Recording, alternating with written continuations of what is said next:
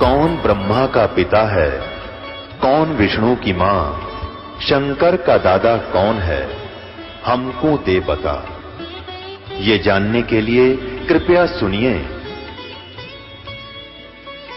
जगत गुरु तत्वदर्शी संत रामपाल जी महाराज के अमृत वचन सर्व पवित्र धर्मों के पवित्र शास्त्रों के आधार पर। सत्साहिब दर्शकों, मनुष्य भक्ति साधना इसलिए करता है ताकि उसे दुखों से निजात मिले और वह पूर्ण परमात्मा की प्राप्ति कर सके।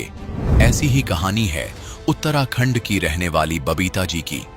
ये शिव जी, माता दुर्गा जी और हनुमान जी की भक्ति साधना करती थीं। लेकिन इतनी भक्ति साधना करने के बावजूद भी कोई लाभ नहीं हुआ, बल्कि उल्टा इन्हें प्रेत बाधा सताने लगी।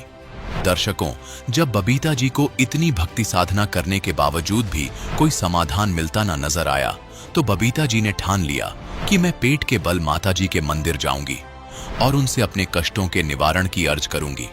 दर्शकों, आपको यह बात जानकर हैरानी होगी कि बबीता जी पेट के बल माता दुर्गा जी के मंदिर गई, लेकिन वहां से भी इन्हें कोई समाधान नहीं मिला और इनके पसलियों में सूजन आ गई। ये शारीरिक रूप से भी कमजोर हो गई। लेकिन दर्शकों, आज बबीता जी का कहना है कि जब से मैंने संत रामपाल जी महाराज से नाम दीक्षा ली है, तब से मैं पूर्ण रूप से सुखी हूं और मुझे अद्वितीय लाभ भी मिले हैं। दर्शकों, आइए जानते हैं कि आखिर बबीता जी ऐसा क्यों कह रही हैं। सुनते हैं बबीता जी की कहानी उन्हीं की जुबानी। नमस्कार जी। नमस्कार जी। क्या नाम है जी आपका? मेरा नाम बबीता राणा है। बहन जी, आप कहाँ से हैं? मैं ग्राम देवकली, नानामत्ता, उत्तराखंड, उधम सिंह नगर से हूँ। बहन जी, संत रामपाल जी महाराज जी से नाम उपदेश आपने कब लिया? 5/2/2019 को। बहन जी, संत रामपाल जी महाराज जी से नाम उपदेश लेने से पहले आप क्या भक्ति साधनाएं करते थे?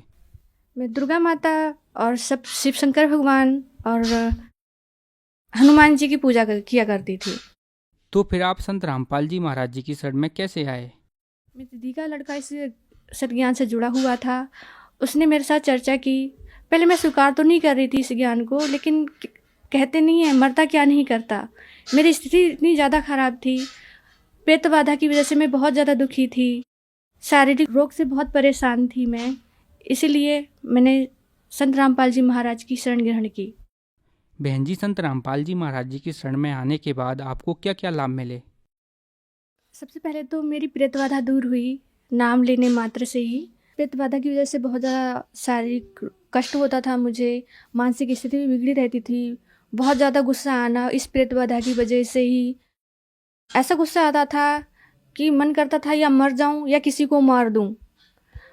और इस प्रेत बाधा की वजह से मेरे बच्ची को बहुत ज़्यादा दुख तकलीफ का सामना करना पड़ा। एक टाइम ऐसा हो गया था इस प्रेत बाधा की वजह से ही मेरे पति को और मेरी बच्ची को और मुझे इतनी ज़्यादा खुजली हो गई, वो साल पूरा हमारा ऐसा ही गया। खुजलाते खुजलाते जख्म हो जाते थे, फिर भी उस जख्म के ऊपर खुजलाती थी मेरी बच्ची। बहुत रोना आता था कि हे परमात्मा, इतनी भक्ति कर रही हूँ मैं दुर्गा माता की, शिव शंकर का व्रत रखती थी, नवरात्रि का व्रत रखती थी, फिर भी मेरे ये शारीरिक कष्ट दूर नहीं हो रहे थे। मैंने दुर्गा माता मंदिर में सितारगंज मेन रोड से अंदर को 3-4 किलोमीटर अंदर को मंदिर है, तो मैंने माता से कुछ बोल रखा था करके, माता मैं ठीक हो जाऊं, मैं लेट कर आपके दरबार में आऊंगी। तो उस मेन रोड से 3-4 किलोमीटर में लेट कर गई, तो ठीक होने के बजाय मेरी पसलियों में सूजन आ गई। तो वो भी दुख हो रहा था करके मैं तो सुख की चाह में गई थी, लेकिन यहाँ मेरा एक और शारीरिक कष्ट यानी आ गया, मेरी पसलियाँ सूज गईं। शारीरिक पीड़ा की वजह से बहुत तकलीफ उठानी पड़ी मुझे। बलि भी दिया करती थी कि किसी भी तरह से मेरा शारीरिक सुख प्राप्त हो जाए, लेकिन सब तरह से निराशा ही हाथ लगी। संत रामपाल जी महाराज की दया से आज इस प्रेत बाधा से मुझे मुक्ति मिली है और घर में आए दिन लड़ाई झगड़े होते रहते थे, लेकिन अब इससे भी निजात मिली है। अब झगड़े नहीं होते हैं घर में, शांत वातावरण हो गया है घर में संत रामपाल जी महाराज की दया से। और मेरे पित्ते में पथरी थी 18 mm की, डॉक्टर ने बताई थी, तो उन्होंने कहा था करके ये ऑपरेशन के द्वारा ही निकलेगी। दर्द भी होता था। मेरे दोनों किडनियों में पथरी थी। राइट साइड पे 6 mm की थी, लेफ्ट साइड पे 5 mm की थी, जिसकी वजह से कमर बहुत ज़्यादा दुखा करती थी मेरी, बार बार दर्द उठना, उससे भी बहुत काफ़ी परेशान थी मैं। मेरी पित्त की थैली में 18 mm की पथरी बताई थी डॉक्टर ने, रिपोर्ट भी मैं साथ लाई हूँ। तो डॉक्टर ने कहा था करके ऑपरेशन के द्वारा ही निकलेगी ये पथरी। पहले तो दर्द होती थी ये पित्ते की पथरी में, लेकिन अब परमात्मा की दया से अब कोई दर्द नहीं है। मैं कोई भी दवाई नहीं खाती हूँ इसकी, ना ही ऑपरेशन करवाया, ना ही मैं आज कोई दवाई खाती हूँ। आज मैं इस पित्त की पथरी से बिल्कुल तरह ठीक हूँ, संत रामपाल जी महाराज की दया से। बच्ची भी हमेशा परेशान रहती थी शारीरिक दुख की वजह से, और हर महीने उसे नज़र हो जाती थी। हमारे थरवाटी में बोलते हैं ढीठ नज़र, जो कहते हैं जो पक्की मिठाई होती है वो देते थे, तब जाकर उसकी नज़र ठीक होती थी। हर महीने यही ड्रामा लगा रहता था। आज बंदी छोड़ सतगुरु रामपाल जी महाराज की दया से मैं कोई झाड़ा नहीं लगवाती हूँ, आज मेरी बच्ची ठीक है। ये मैं रिपोर्ट लाई हूँ। पित्त के थैली में पथरी थी मेरे 18 mm की थी, यहाँ लिखा है 13 से 18 mm, और डॉक्टर ने बोला था कि ये ऑपरेशन के द्वारा ही निकलेगी। संत रामपाल जी महाराज की दया से आज मैं बिना ऑपरेशन बिना दवाई के आज मैं ठीक हूँ। ये पित्त के थैली की पथरी का अब मुझे एहसास ही नहीं होता है। हर महीने मैं बीमार हो जाती थी, कभी 10 दिन कभी 15 दिन, चारपाई पे लेट जाना। और मेरी बच्ची थी 4 साल की, उसकी केयर ना कर पाना, उसको पानी लाकर भी नहीं दे पाती थी, बहुत दुख होता था मुझे। और इसी बीच मेरा कमर भी निकल आई थी पीछे को बाहर साइड पे, तो मुझे झुककर चलना पड़ता था। आज बंदी छोड़ सतगुरु रामपाल जी महाराज की दया से आज मैं पूरी तरह से ठीक हूँ। बहन जी, संत रामपाल जी महाराज जी की शरण में आने के बाद आपको बहुत सारे लाभ प्राप्त हुए, तो जो श्रद्धालु संत रामपाल जी महाराज जी से जुड़ना चाहते हैं तो कैसे जुड़ सकते हैं? सत्संग आती है तो डाउन साइड पे एक पट्टी चलती है, उस पे व्हाट्सएप नंबर दिए जाते हैं। उन नंबर पर संपर्क करके आप पता कर सकते हैं कि कहाँ कहाँ नामदान सेंटर खुले हुए हैं, वहाँ जाकर आप नाम दीक्षा ले सकते हैं। धन्यवाद जी। सत साहिब जी। दर्शकों, अभी आपने सुने संत रामपाल जी महाराज से दीक्षा प्राप्त करके सुखी हुए भक्त के अनुभव। अब देखिए जगत गुरु तत्वदर्शी संत रामपाल जी महाराज के मंगल प्रवचन। ये काशी में जुलाहा रूप में जो रहे थे परमात्मा, ये असंग ब्रह्मांड के स्वामी हैं। हम इनको पहचान नहीं सके क्योंकि हमने परमात्मा की परिभाषा ही गलत सुन रखी है। कोई निराकार बताता है, कोई साकार कहता है, तो श्री राम और कृष्ण, विष्णु और शंकर भगवान तक हमारी बुद्धि सीमित कर रखी थी। इसलिए हम लाल को पहचान नहीं सके। हम 10 के नोट की भी कदर जानते हैं, हम 100, 500 और 1000 के नोट को भी खूब पहचानते हैं, लेकिन हम लाल से परिचित नहीं हैं।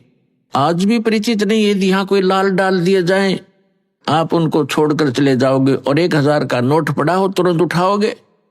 चाहे किसी का ये भी कहो कि भी किसका है देखिएगा, किसी का हो तो ले लीजिए, आपको उसकी कदर है, लाल का पता नहीं। तो ये लाल है परमपिता परमात्मा कबीर जी, जो सारी सृष्टि के रचनहार और सतपुरुष कहलाते हैं, जिसको गीता अध्याय नंबर 8 के श्लोक नंबर 3 में परम अक्षर ब्रह्म कहा है।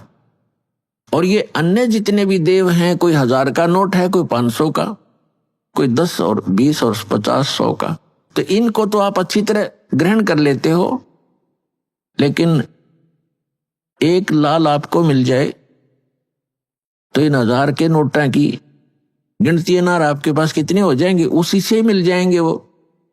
तो इस प्रकार परमात्मा कबीर जी वो लाल हैं जिनको हम पहचान नहीं सके, क्योंकि वो हमारे व्यवहार में नहीं थे। और हम पहचान नहीं सके तो अपनी पहचान कराने के लिए परमात्मा स्वयं आए और अच्छी आत्माओं को मिले, जो दृढ़ भक्त पुण्य आत्माएं थी। आप देख सकते हो जिन महापुरुषों को परमात्मा मिले उस समय, आज से 200 वर्ष पहले, 250 वर्ष पहले गरीबदास जी आए थे सन 1717 में, और संवत 1774 में उनका आविर्भाव हुआ था, जन्म हुआ था। और 300 वर्ष पहले उनको परमात्मा मिले। पहले वो हमारे जैसे पुजारी थे, श्री राम, श्री कृष्ण, विष्णु और शंकर भगवान, माता मसानियों के। और जब उन्होंने परमात्मा को देखा, सतलोक देखा, जहां हम रहा करते वो स्थान देखे और वहां की जो सुख देखे, फिर आकर उनको वापस छोड़ा, तो फिर वो इतने दृढ़ हो गए। पूरा समाज एक तरफ, तो ऐसे दृढ़ भक्तों को परमात्मा मिलते हैं, और जिस कारण से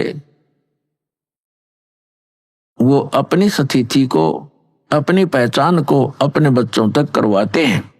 अभी तक जो सत्संग दास ने किया है, इसका उद्देश्य ये है कि श्रीमद् भगवत गीता में जो प्रमाण है, ये गॉड गिवन स्पिरिचुअल नॉलेज है। श्रीमद् भगवत गीता अर्थात ये वेदों का सारांश है, और चारों वेद कबीर भगवान ने दिए थे इस ज्योत निरंजन ब्रह्म सरपुरुष इस काल के अंतःकरण में फीड कर दिए थे, ईमेल कर दी थी, फैक्स कर दिया था।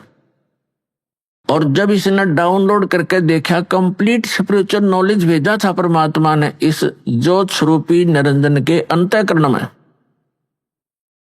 इसने जब वो डाउनलोड किया, यानी अंदर से बाहर निकाला अपने अंतःकरण से, तो बाहर उन्हें पढ़कर देखा, उस कंप्लीट स्पिरिचुअल नॉलेज का, संपूर्ण अध्यात्म ज्ञान का वो पार्ट, वो भाग इसने नष्ट कर दिया जिसमें उस परम पिता की जानकारी थी और इससे उत्तम लोक की जानकारी थी, वहां जाने की विधि थी, उसको पाने की विधि थी। ये नहीं चाहता कि यहाँ के प्राणियों को जो इसके अंतर्गत है 21 ब्रह्मांड में, इनको ये जानकारी हो कि कोई और सुख स्थान है, और जहां जाने के बाद ना वृद्ध अवस्था होती है, ना वहां मृत्यु होती है, ना कोई रोग सताता है, ना किसी चीज का अभाव है। सब सुख पदार्थ आपको वहां बगैर किए ही प्राप्त होंगे। और पुण्यात्मा, हमारी यहाँ चेष्टा प्रत्येक प्राणी की ये है कि हम काम ना करें, हम मेहनत परिश्रम कम करें और सुविधाएं सारी हो। इसलिए हम अपने बच्चों को पढ़ाते हैं, स्वयं भी पढ़ा करते थे कि हम बड़े अधिकारी बने और हम काम कुछ ना करें, घंटी बजाएं, नौकर आए और जो वस्तु चाहे वो खाएं, ऐसी तनख्वाह हो, कार हो, कोठी हो और सुविधाएं सारी हो। तो ये यहाँ नहीं हो सकती। यहाँ तो चाहे राष्ट्रपति बन जाए, उसने भी दिन में बहुत सी मीटिंग अटेंड करनी पड़ेंगी, नहीं तो उसको जीने नहीं दे पब्लिक, उसकी व्यवस्था है। तो इसी प्रकार सतलोक में जाने के बाद वो सुख होगा जिसकी हम खोज यहां कर रहे हैं। वृद्धावस्था वहां नहीं है, वहां केवल युवा शरीर रहेगा। तो कौन चाहता है वृद्ध होना, कौन चाहता है मृत्यु? लेकिन यहां इसका कोई विकल्प नहीं है, यहां तो ये कंपलसरी है, ये तो होगा ही होगा। तो इससे बचने के लिए एक साधना है, साधन है, जो परमात्मा ने स्वयं आकर आप बताई और अपनी प्यारी आत्मा उन परम संतों को सतलोक दिखाया और वापस छोड़ा और उनको दृढ़ कराया। तो यहाँ पर जितने भी प्राणी हैं सबकी मृत्यु होती है, और हम आजीवन जो संग्रह करते हैं वो हमारे साथ नहीं चलता। हम जिन बच्चों के लिए कोठियां बनाते हैं, धन जोड़ते हैं कि हमारे बच्चे हमारी मृत्यु के बाद वो सुखी होंगे, और वो बच्चे हमारे सामने ही मर जाते हैं। ऐसे बहुत से प्रमाण, ये दुखदायी घटनाएं हम समाचार पत्रों में भी सुनते हैं, टीवी पर भी देखते हैं। एक पूरा परिवार एक सत्संग सुनकर आ रहा था किसी संत का, तो उसमें इतना पक्का याद नहीं दास को कि 12 सदस्य थे पूरे परिवार के या 13 थे। उनमें से एक घर पे था और बाकी 11 या 12 सत्संग सुनने गए हुए थे, सत्संग सुनकर आ रहे थे, दुर्घटनाग्रस्त हो गए। पूरा का पूरा परिवार मारा गया, छोटे पोता पोतियां से लेकर बच्चों तक। एकला वृद्ध रह गया वो, जिसने सारी उम्र ये सोची थी घना धन इकट्ठा कर लूं, मेरे बच्चे सुखी होंगे, हम तो चलो मर जाएंगे, मेरे पोता पोती तो सुखी होंगे। पोता पोती पहले चले गए। तो यहां काल ने आपको धोखे में रखा हुआ। फिर दूसरा कारण यह है कि संत की शरण में सत्संग सुनते हैं प्राणी, तो उनको ऐसी आपदाओं का सामना नहीं करना पड़ता। तो वो संत और सत्संग और उसकी साधना में कोई त्रुटि है जिस कारण से प्रोटेक्शन नहीं होता।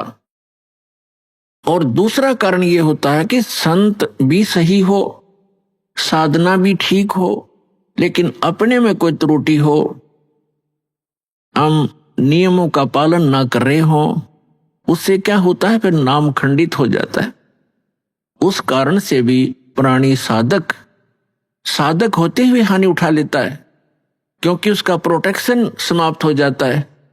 जो पावर कनेक्शन उसको मिला हुआ था वो न मिलने से वो पावर वाला काम बंद हो जाता है, उसको सारी सुविधाएं बंद हो जाती हैं। जैसे आपका बिजली का कनेक्शन कट जाता है तो ना पंखा चले, ना एसी चले, ना कूलर काम करे, ना कोई पंप चले, ना कोई हैंड पंप चले, यानी सब सुविधाएं बंद हो जाती। इस प्रकार परम संत हो, साधना शास्त्र अनुकूल हो और साधक मर्यादा में रहे, फिर ये आपदा नहीं आया करती। पूर्ण परमात्मा सत्य पुरुष की साधना करने वाले साधक पर ये आपदा नहीं आ सकती। दुर्घटना में मृत्यु, अकाल मृत्यु या कोई अन्य दुख नहीं आने देंगे भगवान, जहां हमारी समर्पित भाव से साधना होगी और सत्य साधना होगी। तो फिर भी जो कहने का दास का आज जो उद्देश्य है ये ज्ञान कराने का, कि हम जिन सुविधाओं को एकत्रित करने में, जोड़ने में सारा जीवन लगा देते हैं और फिर भी हम भी छोड़ चले जाते हैं और बच्चों का भी पता नहीं, हमारे सामने ही मृत्यु हो जाए, तो ये गंदा लोक है, ये लोक ठीक नहीं।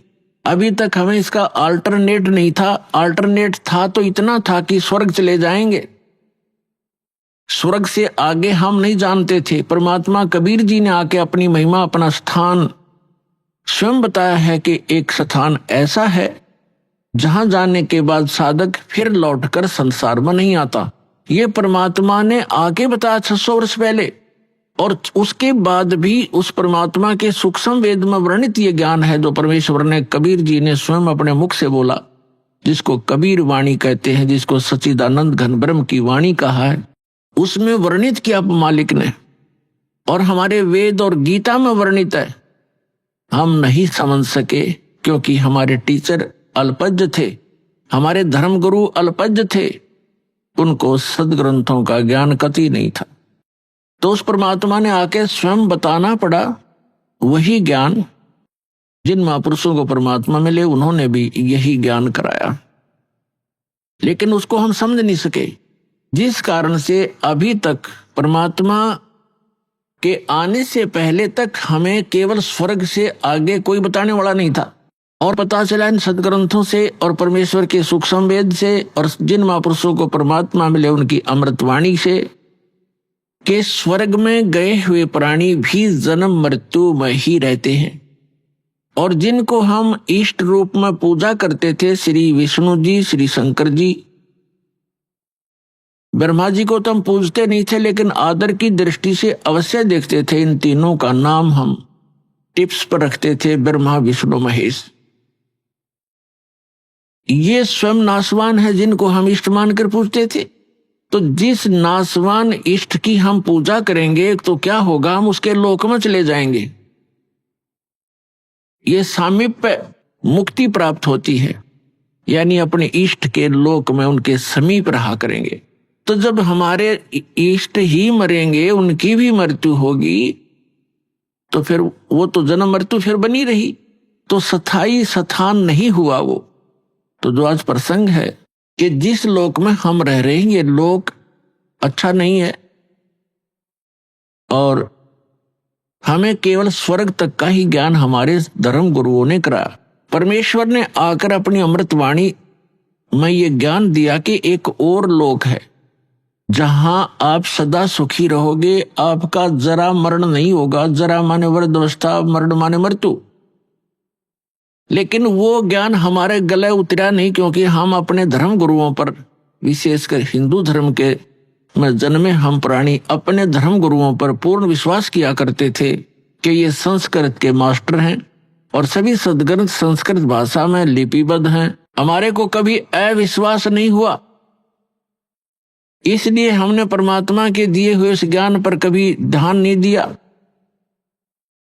और साथ में ये भी हमारे एक इंजेक्शन लगा दिया करते कि कबीर जी तो अशिक्षित थे, उन्होंने संस्कृत पढ़ी नहीं, क्योंकि संस्कृत केवल ब्राह्मण ही पढ़ा करते थे और कई ब्राह्मणों के पास गए, उनको संस्कृत नहीं पढ़ाई, इसलिए वो उठपटांग भाषा बनाकर गाते थे। ऐसी सोच थी हमारे इन ऋषि महर्षियों की, वो परमात्मा को समझ नहीं सके। और उस परमेश्वर की वाणी में ये पहले लिपिबद्ध था, जो हमारे सदग्रंथ भी बताते हैं। क्योंकि परमात्मा ने जो ज्ञान दिया वो अपने द्वारा रची हुई सृष्टि का और सारा विधान स्वयं बनाया हुआ था, वो अपनी सिंपल लैंग्वेज में बोल दिया। अब जो प्रसंग चल रहा है कि उस परमात्मा ने भी बताया था कि एक सतलोक है जहां जाने के बाद जहां जन्म मृत्यु नहीं होती, जहां वृद्धावस्था नहीं है, वहां किसी चीज का अभाव नहीं है, वहां सब सदाबहार वृक्ष है, सदाबहार सब मेवा है और दूधों की नदियां बहती हैं। वहां पर अमृत के सरोवर भरे हुए हैं, मीठे जल के समुद्र भरे हुए, हीरे पन्ने ज्वारातों के वहां पहाड़ हैं, जो यहाँ पर मिट्टी और पत्थर के पहाड़ हैं, झरने बहते हैं, वहां वर्षा होती है, बगैर बादल के फुहार चल पड़ती है, सुंदर शरीर है आपका, कभी वृद्ध अवस्था नहीं होती, मृत्यु नहीं होती, वहां आपका परिवार होगा। जैसे धीरे धीरे यहाँ एक पहले हम अकेले थे, विवाह हुआ जब 2 हो गए, बच्चे हुए जब 5-4 और हो गए, और फिर धीरे धीरे पोते पर पोते हो गए, तुम्हारा कितना अच्छा परिवार और कैसा दिल लग रहा है।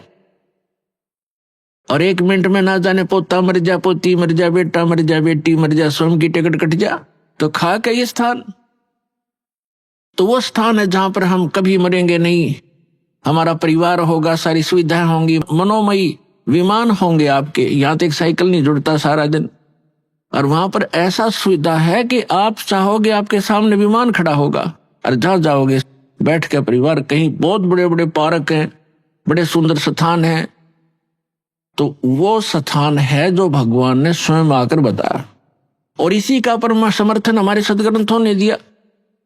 जैसे गीता ज्ञानदाता यह सरपुरुष है, श्रीमद् भगवत गीता अध्याय नंबर 15 के श्लोक नंबर 16 और 17 में 3 पुरुष हैं। पुरुष माने प्रभु, स्वामी, मालिक, ब्रह्म कहो, पुरुष कहो, भगवान कहो, राम कहो, साहिब कहो, ये 3 पुरुष बताए, एक सरपुरुष, एक अक्षर पुरुष।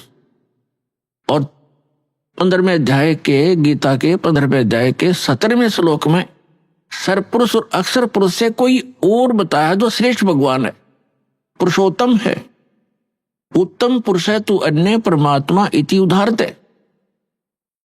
जिसको परमात्मा कहा जाता है वास्तव में वो पुरुष तो इन दोनों से, सरपुरुष और अक्षर पुरुष से कोई अन्य है, और वही तीनों लोकों में प्रवेश करके सबका धारण पोषण करता है। ये 3 पुरुष है, 3 प्रभु हैं। सरपुरुष इसको ब्रह्म बोलते हैं, हमारे ऋषि मुनि इसको ब्रह्म कहा करते हैं, और संतों ने इसको सरपुरुष, सरब्रह्म, ज्योत निरंजन, काल की संज्ञा दी है परमेश्वर कबीर जी ने, और उन्हीं से परिचित महापुरुषों ने भी यही उनको बताया। तो दूसरा अक्षर पुरुष है, इसको दूसरे शब्दों में परब्रह्म भी कहते हैं, अक्षर ब्रह्म भी कहते हैं। जो सरपुरुष है जिसको ब्रह्म कहते हैं, जो काल है, वो केवल 21 ब्रह्मांड का प्रभु है, स्वामी है, मालिक है, राम है, खुदा है, अल्लाह है, साहिब है। वो कंप्लीट गॉड नहीं है, केवल 21 ब्रह्मांड का स्वामी है। एक ब्रह्मांड के अंदर पृथ्वी लोक, पाताल लोक, स्वर्ग लोक, और नीचे के तल रसातल आदि ये, और ऊपर के जैसे विष्णु जी का लोक, शिव जी का लोक, ब्रह्मा जी का लोक, धर्मराय का लोक, और ऊपर जो ब्रह्मलोक के अंदर डिवीजन है कई, उसमें भी भाग हैं, तो वो सारे मिला के एक ब्रह्मांड में एक ब्रह्मलोक भी है, एक मानसरोवर भी है, तो ये सारा मिला करके एक ब्रह्मांड है। ऐसे ऐसे 21 ब्रह्मांड है सरपुरुष के, काल के, जिसके लोक में हम रह रहे। ये इतना ही प्रभु है, इतना ही स्वामी है। और दूसरा अक्षर पुरुष है, गीता अध्याय नंबर 15 के श्लोक नंबर 16 में 2 पुरुष हैं। अक्षर का अर्थ होता है जिसका नाश ना होता हो, अविनाशी। लेकिन ये अविनाशी लगता है लेकिन अविनाशी नहीं है। अक्षर पुरुष भी अविनाशी नहीं है, लेकिन इसको कहा गया है अविनाशी अक्षर पुरुष, इसलिए 15वें अध्याय के 17वें श्लोक में कहा है कि उत्तम पुरुष है तू अन्य परमात्मा इति उदाहरते। उत्तम पुरुष, श्रेष्ठ पुरुष तो इन दोनों से, सरपुरुष और अक्षर पुरुष से, कोई और है, और जिसको परमात्मा, परमात्मा माने श्रेष्ठ आत्मा, वो पुरुषोत्तम तो कोई और है इन दोनों से। जिसको परमात्मा यानी श्रेष्ठ आत्मा, परमात्मा का सीधा सा अर्थ होता है जो केवल सुख दे, दुख ना दे। जो दुख दे वो परमात्मा कैसे रह गया, श्रेष्ठ आत्मा कैसे हो गया? तो हमने डेफिनेशन का भी नहीं पता था आज तक उस गॉड की जिसकी हम पूजा करने जा चले थे और पूजा कर रहे थे। तो हम ऐसे ही धूल अंधेरे में घूम रहे थे, जंगल में भटका रखे थे, हमें कोई रास्ता नहीं था। तो इसमें लिखा फिर ये लोग तर्रम आविष्य विवर्ती अवय ईश्वर है, जो तीनों लोकों में प्रवेश करके सबका धारण पोषण करता है, वो है अविनाशी परमात्मा, अवय ईश्वर है, वो है अविनाशी। ऊपर वाले को अक्षर पुरुष को भी अक्षर का अर्थ वैसे अविनाशी होता है, लेकिन ये रिजेक्ट कर दिया यहाँ पर कि इन दोनों से अन्य है जो वास्तव में अविनाशी है। अभी सारी डिटेल को समझाएंगे आज के सत्संग में। पहले जो प्रसंग चल रहा था कि वो परमात्मा ही आकर स्वयं ज्ञान देता है, और उसने आकर के हमें बताया कि इससे हटकर कोई और स्थान है जहां आप पहले रहा करते थे, और अपनी गलती के कारण आप बालकपन करके आप यहां आ गए, गंदे लोक में फंस गए। अब यहां से जाने का विकल्प आपके पास नहीं रहा, ना किसी ऋषि महर्षि और संत और ब्रह्मा विष्णु महेश को भी यहां से वापस जाने के मार्ग का पता नहीं। उसके लिए परमात्मा स्वयं आते हैं। जो प्रसंग चल रहा था तो परमात्मा 3 स्थिति में बताया आपको कि जो सतलोक में रहता है, जहां हम रहते थे, वहां करोड़ सूर्य करोड़ चंद्रमा मिला दे उनका ऐसा प्रकाश है। फिर परमात्मा अन्य हल्का तेज पुंज का रूप बनाकर कभी भी आकर प्रकट हो जाते हैं एक संत साधु की महात्मा की वेशभूषा में। या तीसरी स्थिति, सेकंड स्थिति परमात्मा की यह प्रत्येक युग में वहां से चलकर आते हैं सहस्रीर कमल के फूल पर, एक सरोवर के अंदर कमल के फूल पर शिशु रूप धारण करके विराजमान होते हैं। वहां से निसंतान जिनके बच्चे नहीं होते उठा ले जाता है, और फिर उसकी परवरिश वहां होती है। फिर धीरे धीरे 5 वर्ष की आयु में ही वो बड़े बड़े विद्वानों के छक्के छुड़ाना शुरू कर देते अपने अध्यात्म ज्ञान के आधार से। हम फिर आते हैं गीता अध्याय नंबर 15 के श्लोक नंबर 16 और 17 पे, क्योंकि प्रसंग चला है कि एक परमात्मा ने भी आकर बताया, और इन सदग्रंथों में वही प्रमाण है कि कोई ऐसा स्थान है जहां जाने के बाद साधक फिर लौटकर संसार में कभी नहीं आते, वह स्थायी स्थान पाते हैं। और जब तक हम इस काल के लोक में हैं, कितनी साधना कर लें, उस सत्य पुरुष के बताए उस सत्य ज्ञान के आधार से जब तक सत्य साधना नहीं करेंगे तो हमारी जन्म मृत्यु सदा बनी रहेगी। उसके लिए परमात्मा से परिचित संत आदरणीय गरीबदास साहिब जी कहते हैं कि आगे गए ना बावड़े रहते भी सब जाही, बिन साहेब की बंदगी कहीं ठोर ठिकाना नहीं। कहते हैं कि आगे चले गए, वो तो वापस आए नहीं आपको कुछ बतावें कि हमारे साथ क्या बना, और जो शेष बचे हैं वो भी चले जाएंगे। यहाँ किसी उस सत्य साधना वो पूर्ण परमात्मा की भक्ति के बिना कहीं ठोर ठिकाना नहीं। जैसे आज आप चाहे प्रधानमंत्री बने हो किसी देश के, और मृत्यु होगी, कोई पुण्य किया है उसके आधार से आप स्वर्ग जाओगे इस जीवन में, तो स्वर्ग के अंदर अपनी पूंजी को समाप्त होते ही आपकी ऐसी मृत्यु होगी जैसे यहां हो गई।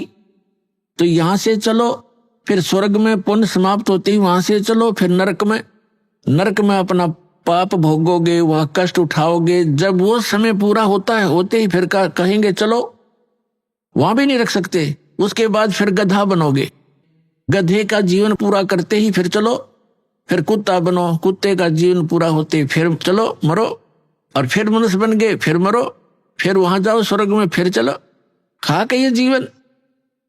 तो ये चलो चलो मिटेगी सतलोक में जाने से।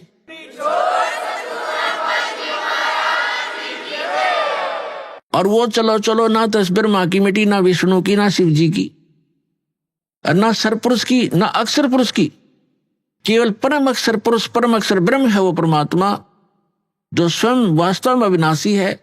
उसकी साधना करने से भी साधक उस लोक में चले जाते हैं जहां प्राणी कभी नहीं मरते, कभी वृद्ध नहीं होते और वहां सदा युवा शरीर रहता है और वापस लौटकर इस गंदे लोक में फिर नहीं आते। श्रीमद् भगवत गीता अध्याय नंबर 2 के श्लोक नंबर 12 में, अध्याय नंबर 4 के श्लोक नंबर 5 और 9 में, गीता अध्याय नंबर 10 के श्लोक नंबर 2 में ये गीता ज्ञानदाता अर्थात सरपुरुष कह रहा है। ये गीता का ज्ञान श्री कृष्ण जी में प्रवेश करके ये सरपुरुष बोल रहा है, काल बोल रहा है, जिसका ये स्वयं प्रमाण दे रहा है गीता अध्याय नंबर 11 के श्लोक नंबर 32 में कि अर्जुन मैं काल हूं और इन सभी लोगों का नाश करने के लिए, सभी योद्धाओं का नाश करने के लिए मैं अब प्रवृत्त हुआ हूं। अब श्री कृष्ण में प्रकट हुआ हूं, मैं बढ़िया हूं, इसमें प्रवेश हुआ हूं। श्री कृष्ण ने पहले कभी नहीं कहा मैं काल हूं, नहीं तो श्री कृष्ण तो पहले ही वहां खड़े थे। अब ये कैसे कहते हैं कि मैं अब प्रवृत्त हुआ हूं?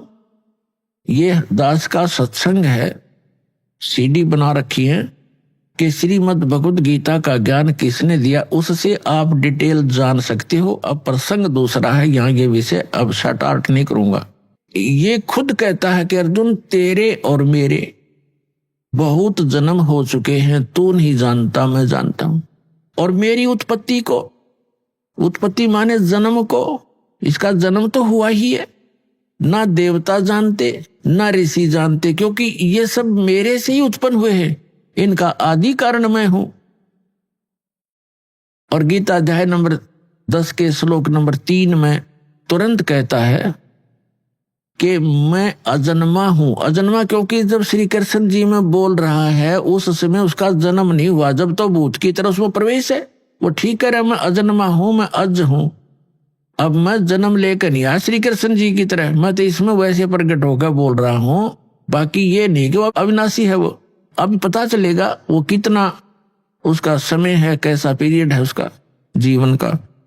अब जो प्रसंग है कि जब हम जैसे श्रीमद् देवी भागवत यानी देवी पुराण के अंदर सचित्र मोटा टाइप गीता प्रेस गोरखपुर से प्रकाशित जो हिंदू समाज के श्रद्धालु शिरोधार्य हैं और अपने सबके घरों पर रखी हैं, जो जरा सी भी भगवान में आस्था रखता है, उसके तीसरे स्कंद में 123 पृष्ठ पर विष्णु जी स्वयं स्वीकार करते हैं अपनी माता दुर्गा की, वो स्तुति कर रहे हैं कि तुम शुद्ध स्वरूपा हो, ये सारा संसार तुम ही से उद्भासित हो रहा है। मैं ब्रह्मा और शंकर आपकी कृपा से ही विद्यमान है। हमारा तो आविर्भाव माने जन्म और तिरोभाव माने मृत्यु हुआ करता है, हम अविनाशी नहीं है। और स्वयं भगवान विष्णु जी कह रहे हैं कि आप ही प्रकृति देवी हो। भगवान शंकर कहते हैं कि जब विष्णु जी के बाद ब्रह्मा जी आपसे उत्पन्न हुए तो क्या मैं आपका पुत्र नहीं हुआ, तमोगुणी लीला करने वाला? तो कहने का भाव ये है कि ये भी नासवान है, इनकी जन्म मृत्यु होती है, इनकी जीवनी में लिखा है, अभी आपको सुनाया। यदि हम विष्णु जी की पूजा करते हैं, श्री कृष्ण जी की करते हैं या श्री राम की करते हैं, तो हम विष्णु जी की पूजा कर रहे हैं। और हम शंकर जी की पूजा करते हैं तो हम जैसे विष्णु जी की पूजा करेंगे, विष्णु जी के लोक में जाएंगे, स्वर्ग के अंदर। उनका स्वर्ग समझो एक रेस्टोरेंट है, प्रत्येक उसके अंदर डिस्ट्रिक्ट के अंदर होता है, प्रत्येक शहर में होते हैं रेस्टोरेंट। वो जैसा शहर जिस अतिथि का है उसमें वैसे ही रेस्टोरेंट उपलब्ध होते हैं। जहां घने धनी लोग जाते हैं वहां पर बहुत अच्छी सुविधा और सब बकवादों से जो है युक्त वहां पर रेस्टोरेंट मिलते हैं। तो जितने ज्यादा पुण्यकर्मी प्राणी होंगे उनको जिस लोक में वो जाएंगे वो अच्छा रेस्टोरेंट देंगे, उनको अच्छी सुविधाएं प्राप्त होंगी, उनकी जेब कटेगी खुद की, पैसे उनके अपने खर्च होते हैं जो रेस्टोरेंटों में जाते हैं। तो पुण्य समाप्त होंगे उन साधकों के, वो समाप्त होते ही फिर नरक के अंदर डाले जाएंगे। क्योंकि जब तक हम पूर्ण परमात्मा सत्य पुरुष की साधना नहीं करते, सत्य गुरु से लेकर सत्य साधना नहीं करते, तब तक हमारी या चलो चलो मिटे नहीं और जन्म मृत्यु सदा बनी रहेगी। और दोनों ही कर्म भोगने पड़ेंगे, तब तक हमने पुण्य भी भोगने पड़ेंगे और पाप भी भोगने पड़ेंगे। पुण्यों के लिए स्वर्ग रेस्टोरेंट है और पाप के लिए नरक वो जेल है, और फिर जन्म मृत्यु सदा बनी रहेगी। तो इसका विकल्प अब पता चला, इसका अल्टरनेट का पता लग गया है, इसका समाधान हो सकता है, तो हमने ये ग्रहण करना चाहिए और अपना कल्याण कराना चाहिए। अब जो प्रसंग चल रहा है कि गीता ज्ञान दाता कहता है मेरी भी जन्म मृत्यु होती है, अर्जुन तेरी भी होती है। ये ब्रह्मा विष्णु महेश का पिता है और दुर्गा इनकी माता है, ब्रह्मा विष्णु महेश की। श्री दुर्गा जी इनकी माता है और ये सरपुरुष गीता ज्ञानदाता, ये काल, ये श्री ब्रह्मा, श्री विष्णु, श्री शिव जी के पूज्य पिताजी। अब ये भी नासवान, इनका पिता भी नासवान। ये खुद कहता, गीता ज्ञानदाता कहता है अध्याय नंबर 2 के श्लोक 12 में, गीता अध्याय नंबर 4 के श्लोक 5 और 9 में, गीता अध्याय नंबर 10 के श्लोक नंबर 2 में कि अर्जुन तेरे और मेरे बहुत जन्म हो चुके हैं, तू नहीं जानता, मैं जानता हूं। और फिर ये अपनी साधना बताता है और इसलिए ये कहता है कि गीता अध्याय नंबर 18 के श्लोक नंबर 62 में, गीता अध्याय नंबर 15 के श्लोक नंबर 4 में कि अर्जुन तू सर्वभाव से उस परमेश्वर की शरण में जा। कौन से की? उस परम अक्षर ब्रह्म की, उसकी शरण में जा। उसकी कृपा से तू परम शांति को और सनातन परम धाम को प्राप्त होगा, उसी परमेश्वर की कृपा से। और जब आपको तत्वदर्शी संत मिल जाए, गीता अध्याय नंबर 15 के श्लोक नंबर 1 से 4 का निष्कर्ष है कि तत्वदर्शी संत की पहचान भी बताई है। फिर उसके बाद बताया कि उसके पश्चात परमेश्वर के उस परम पद की खोज करनी चाहिए जहां जाने के बाद साधक फिर लौटकर कभी संसार में नहीं आते। गीता ज्ञानदाता अपनी साधना करने को, अपनी भक्ति करने को भी मना कर रहा है। वो कहता है कि उसी की भक्ति करो जिस परमेश्वर ने सब ब्रह्मांडों की रचना की है, अर्थात जिससे इस संसार रूपी वृक्ष की प्रवृत्ति विस्तार को प्राप्त हुई है, अर्थात जिसने सब ब्रह्मांडों की, पूरे विश्व की रचना की है, असंख्य ब्रह्मांडों की, वही परमात्मा पूज्य है, उसकी पूजा करो। अब प्रसंग चल रहा है श्रीमद् भगवत गीता अध्याय नंबर 4 के श्लोक नंबर 32 में गीता ज्ञानदाता कहता है कि अर्जुन अभी तक मैंने आपको अध्याय इसी 4 के श्लोक 25 से लेकर 31 तक जो भी साधनाएं बताई वो कंप्लीट नहीं है, वो पूर्ण नहीं है। वो तो उन साधकों की अपनी सोच है कि वो प्रत्येक अपनी साधना जैसी भी कोई कर रहा है उसको पाप नाशक मानकर कर रहा है। यानी पाप नाशक भी मोक्षदायक, पाप नाश होंगे तभी तो मोक्ष होगा। पाप नाशक जानते हैं, लेकिन अब क्या बताया है चौथे अध्याय के 32वें श्लोक में, यहां पर थोड़ी सी जो अनुवाद करता है, अनुवादक हैं गीता जी के, गड़बड़ कर गए, क्योंकि जहां इनकी बुद्धि ने काम नहीं किया वहां अर्थों का अनर्थ किया इन्होंने। उदाहरण के तौर पर गीता अध्याय नंबर 7 के श्लोक नंबर 18 में अनुत्तम शब्द है, तो उसका इन्होंने अति उत्तम कर दिया। ये बालक भी ना कर सकता, 4ठी कक्षा 5वीं कक्षा का अनुत्तम माने अति उत्तम कोई लिख देगा, 0 नंबर आएंगे उसके। अरे ये 100 के 100 नंबर प्राप्त कर रहे। ये अज्ञानी अनुवादक और ऋषि महर्षि। इसी प्रकार गीता अध्याय नंबर 18 के श्लोक नंबर 66 में एक वर्ज शब्द है।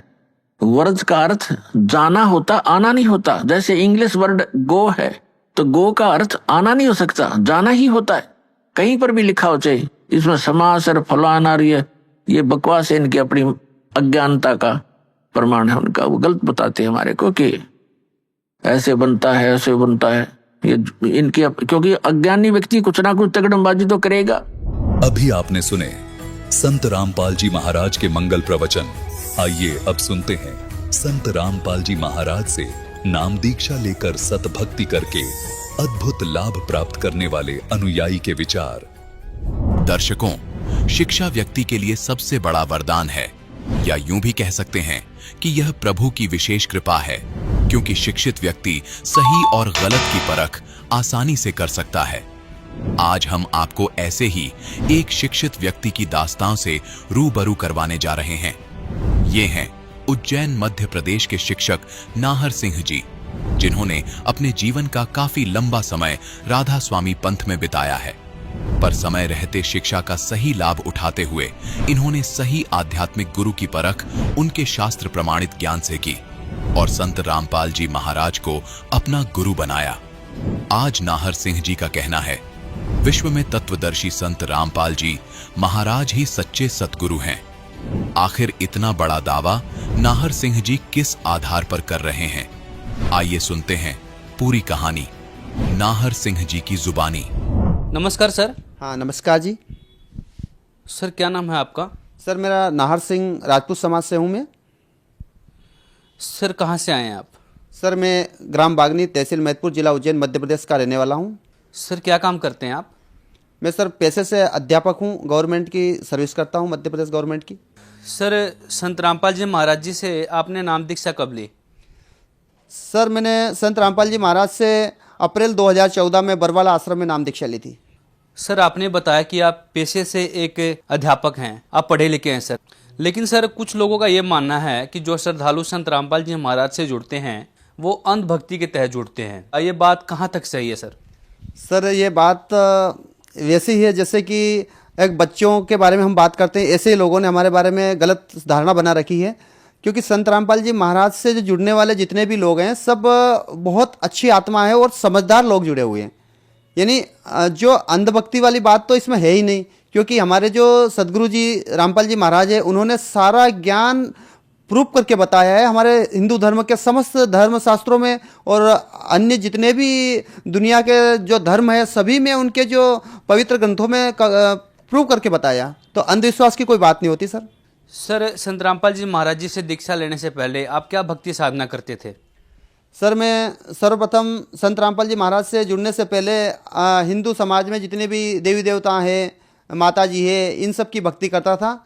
और उसके बाद मैं धीरे धीरे, मेरे पिताजी चूँकि राधा स्वामी से जुड़े हुए थे, तो राधा स्वामी, हमारे पिता पढ़े लिखे थे, गांव में थे और पुस्तकें सारी हमारे घर में होती थी, तो मैं राधा स्वामी की सारी पुस्तकें पढ़ा करता था। तो धीरे धीरे मुझे ये बात पता चली कि ये जो ब्रह्मा, विष्णु, महेश और राम और कृष्ण है, इनसे ऊपर कोई निराकार शक्ति बताते हैं राधा स्वामी में। तो जिज्ञासा बढ़ी कि यार इनसे बड़े कोई भगवान है तो अपन उसकी भक्ति करते हैं। तो फिर मैं राधा स्वामी की नाम दीक्षा के लिए जो है बार बार लाइन में लगता रहा और फाउल करते रहे। उसके बाद सन 1999 में डेरा व्यास से जो है मुझे प्रथम बार गुरविंदर सिंह जी महाराज से दीक्षा प्राप्त करी मैंने। सन 1999 से नाम दीक्षा लेने के बाद में सन 2013 के एंड और अप्रैल 2014 के पहले तक मैं राधा स्वामी से जुड़ा रहा और उनकी भक्ति करता रहा। सर करीब आप राधा स्वामी पंथ से 14-15 साल तक जुड़े रहे और आपने उनकी बताई हुई भक्ति की। सर ये भक्ति करने से आपको क्या लाभ हुए? सर लाभ तो क्या है कि वैसे भी हमारे पूर्व जन्मों के कर्मों से जो पूर्व जन्म के संस्कार थे उस आधार पे मिलते थे, लेकिन हमें ये पता नहीं था कि ये लाभ हमें मिल कैसे रहे। कि हम यही समझते थे कि राधा स्वामी जी की जो भक्ति, 5 नामों की भक्ति बताई थी, उस आधार पे हमें सब, जैसे मेरी जॉब मिली, मुझे पढ़ने के बाद अच्छी बढ़िया जॉब मिल गई, घर का जो है दाना पानी अच्छा चलता है, 2 वक्त की रोटी मिल जाती है, तो हम ये समझते थे कि जो बाबा जी हैं गुरविंदर सिंह जी महाराज, इनके द्वारा बताए नाम दीक्षा से ही हमें फ़ायदा हो रहा था। असल में ये बात नहीं थी। ये बात तो हमें बाद में पता चली कि हमारे पूर्व संस्कारों से ये सब मिलता था और हमें संत रामपाल जी महाराज ने सब प्रूव करके बताया, तब हमें पता चली ये बात। गुरविंदर सिंह जी से नाम दीक्षा लेके जो भक्ति कर रहा था उसमें मुझे बहुत सारी हानियाँ हुई। जैसे मेरा एक्सीडेंट हुआ था, मैं जब 12th क्लास में था तो मेरा एक्सीडेंट हुआ था, मेरा बायां पैर मैंने गंवा दिया, मतलब एक्सीडेंट में पैर फ्रैक्चर हो गया। उसके बाद 2-3 बार और एक्सीडेंट हुए, यानी मैं मरते मरते मालिक ने कैसे बचा दिया ये समझ नहीं पा रहा हूँ मैं। उसके बाद में सारे जो है परिवार में छोटे मोटे नुकसान होते रहते थे और यहाँ तक कि कुछ पता ही नहीं चला कि सबका मालिक है कौन। भक्ति करते करते मतलब धीरे धीरे हमारा नुकसान भी हुआ। जैसे एक्सीडेंटली बहुत बड़ी होती है, हमारे 3-3, 4-4 सर ऑपरेशन हो चुके हैं, कमर का ऑपरेशन हुआ, पैर का ऑपरेशन हुआ, जैसी बहुत सारी दुर्घटनाएं हमारे साथ हुई। सर आपने बताया कि आप राधा स्वामी पंथ में भक्ति कर ही रहे थे, फिर आप संत रामपाल जी महाराज जी के शरण में क्यों आए? जी ये एक ऐसी बात है कि हमें जहाँ जिस स्टाफ में मैं सर्विस करता था वहाँ पर एक सर पहले से ऑलरेडी संत रामपाल जी महाराज से जुड़े हुए थे। उन्होंने मुझे ज्ञान गंगा का एड्रेस दिया, हमने SMS द्वारा ज्ञान गंगा मंगाई और संत रामपाल जी महाराज का सत्संग उसी समय से हमने देखना 2013 से शुरू कर दिया। लेकिन हमें क्या है कि हमारे रोम रोम में राधा स्वामी समाया हुआ था और हमने एकदम देखते ही सत्संग को बिल्कुल रिजेक्ट कर दिया कि संत रामपाल जी महाराज तो सिर्फ धर्म ग्रंथों की और दूसरे गुरुओं की निंदा करते हैं। तो हमने सोचा कि ये कैसे गुरु हो सकते हैं, भाई ये तो निंदा करते हैं, जबकि हमारे इधर बताया था कि कोई संत किसी की निंदा नहीं करते हैं, तो ये संत कैसे हो सकते हैं। लेकिन धीरे धीरे हम जब लगातार सत्संग सुनते रहे, कसक बराबर परमात्मा की बनी हुई थी, तो हमें पता चला कि ये जो बता रहे यही सत्य है। फिर हमारे पिताजी को मैंने ज्ञान गंगा पुस्तक दी, उन्होंने पढ़ा, तो वो कम से कम 6 महीने तक बिल्कुल सुन्न हो गए कि मैं जमाने को क्या जवाब दूंगा, क्योंकि बचपन से मैं राधा स्वामी में लगा हुआ, मतलब 50 साल तक भक्ति करी उन्होंने भी, और अब जाके मैं इधर आऊँगा तो लोग क्या कहेंगे।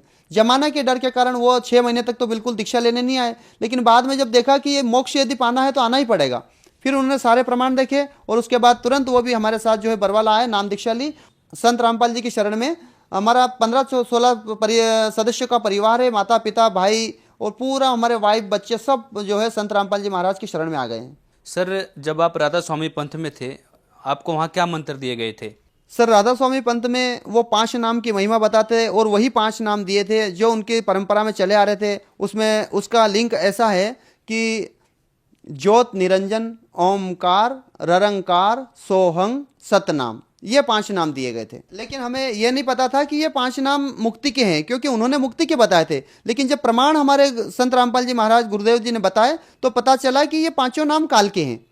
तुलसी साहिब की घट रामायण भाग 1 में गुरुजी ने क्लियर बता दिया कि भाई ये 5 नाम तो काल के हैं। तब हमें पता चला और हमारे दिमाग में एकदम ऐसी बात आई कि बोले ये छोड़ना चाहिए जल्दी जल्दी। तो उसी समय में संत रामपाल जी महाराज का प्रवचन सुनते सुनते हमें पूरा ज्ञान हो गया कि यही पंथ सच्चा है और यही एक ऐसे सच्चे सदगुरु है जो बिल्कुल मोक्ष तक ले जा सकते हैं। सर, आपको राधा स्वामी पंथ के ज्ञान में और संत रामपाल जी के पंथ के ज्ञान में आपको क्या भिन्नता नजर आई? सर, बहुत बड़ी भिन्नता है, जमीन आसमान का अंतर है। क्योंकि राधा स्वामी में हमें ऐसा ज्ञान बताया, ऐसी पट्टी पढ़ाई हुई थी कि वहाँ बताते थे कि हम मंजिल 8वीं की भक्ति करते हैं। ये जो 5 नाम बताते हैं वो कि हम 8वीं मंजिल की भक्ति करना है हमें। जो राधा स्वामी धाम सबसे ऊंचा धाम बताया गया था। और ये जितने भी अवतार हुए हैं, रामकृष्ण के अवतार हुए, जितने चारों वेद, गीता, बाइबल, जितने धर्मशास्त्र हैं, ये तो पहली मंजिल से उत्पन्न होते हैं। तो भाई पहली मंजिल की अगर भक्ति करेंगे तो हमारा मोक्ष नहीं होगा, हमें तो मंजिल 8वीं की करनी है। तो हमारे अंदर ऐसी भावना हो गई थी कि हम किसी धर्मशास्त्र की न माने, किसी शास्त्र को न पढ़ें और किसी बात को न माने, क्योंकि अगर इनमें फंस गए तो हमारी मुक्ति नहीं होगी।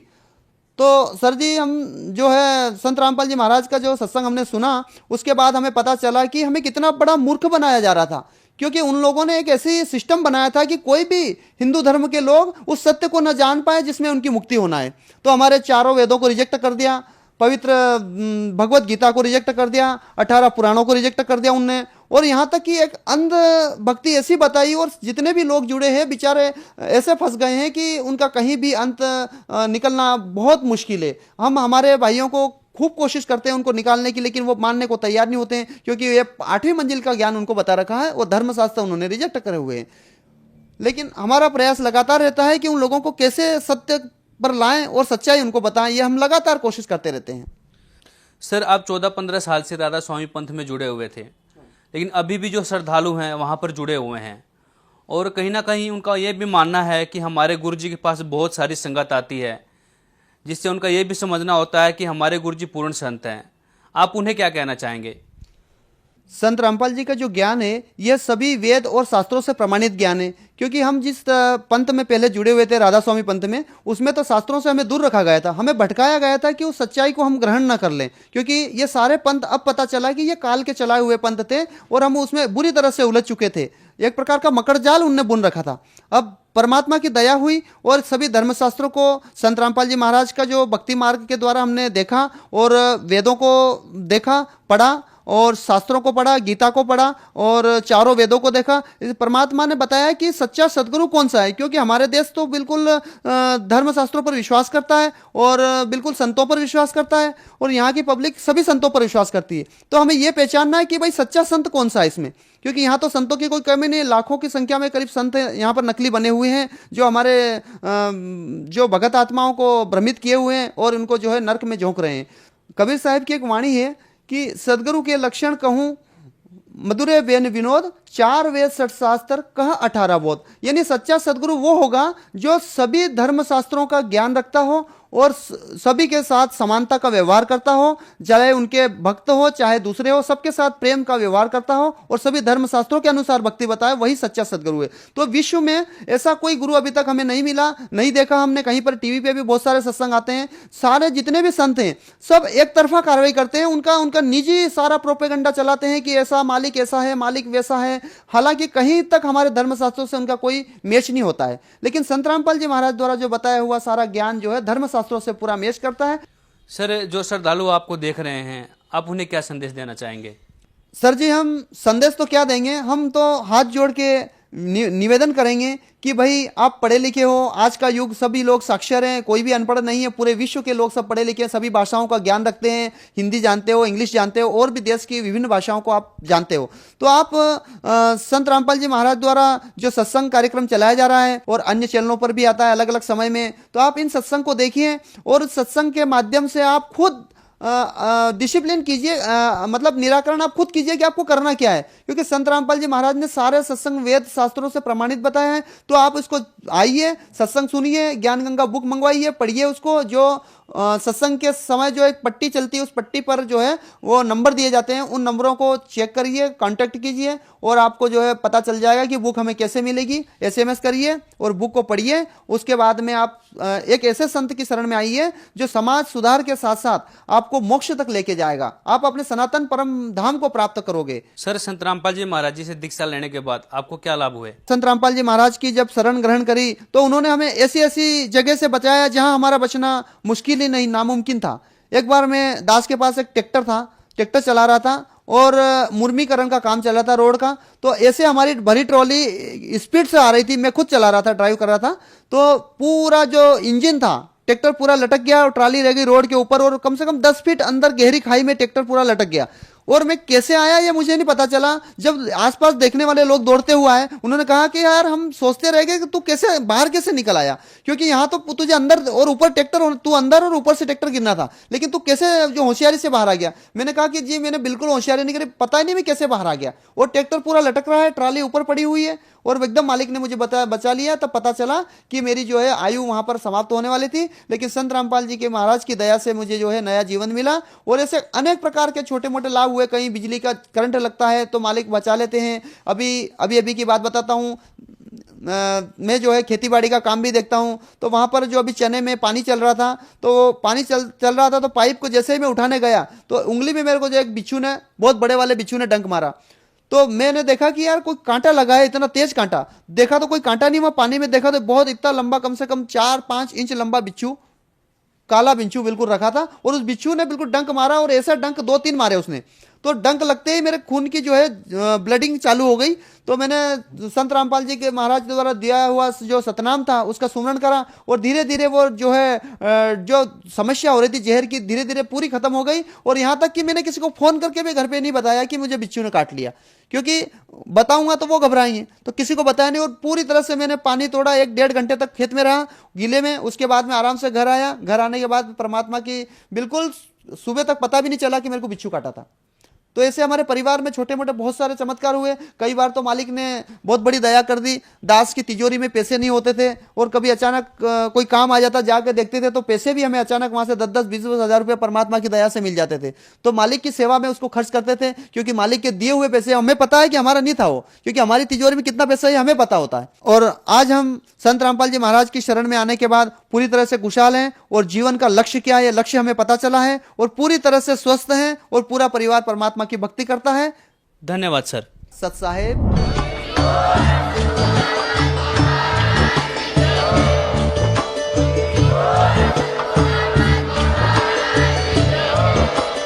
आप सुन रहे थे जगत गुरु तत्वदर्शी संत रामपाल जी महाराज जी के मंगल प्रवचन। अधिक जानकारी के लिए विजिट कीजिए हमारी वेबसाइट www.jagatgururampalji.org। संत रामपाल जी महाराज जी के शुभ आशीर्वाद से पूरे विश्व भर में 500 से भी ज्यादा नाम दीक्षा केंद्र हैं, जिन पर संत रामपाल जी महाराज जी द्वारा ऑनलाइन निशुल्क नाम दीक्षा दी जा रही है। अपने नजदीकी नाम दीक्षा केंद्र का पता करने के लिए संपर्क करें 8222880541।